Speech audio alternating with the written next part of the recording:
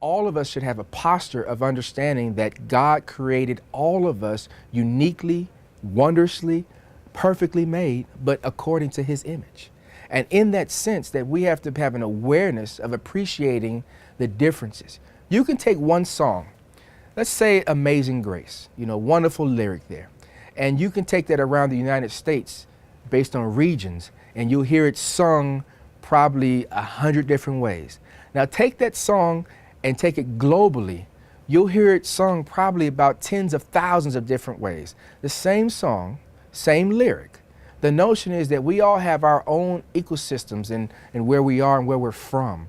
And we have a different awareness, different apparatus, different cultural competency in that notion. And so we have to be open to embracing the difference, even if it's the same text. The Bible is the greatest selling book on the planet across history. And yet we have folks who read certain versions and variations who interpret it different ways.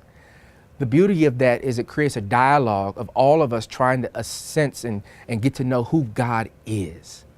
If that's the central question, and worship is one of the ways that we come to a working knowledge of who God is, then these dialogues of difference are very important. So we have to be willing to engage as opposed to kind of rebuff people who think and practice differently than we do. These dialogues have a tendency to happen when there's a catalytic event. Brenda Salter McNears in her book, Roadmap to Reconciliation, talks about being aware of catalytic events. This last election cycle offers us a good opportunity to reflect on how we worship.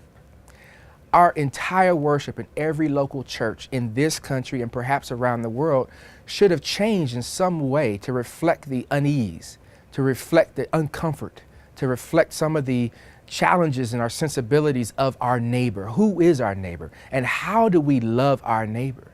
Hearing is part of worship. When we pray, do we just talk at God, or are we having a dialogue with God? Do we pause, selah, listen, absorb, let it marinate? Or are we just running our own agenda?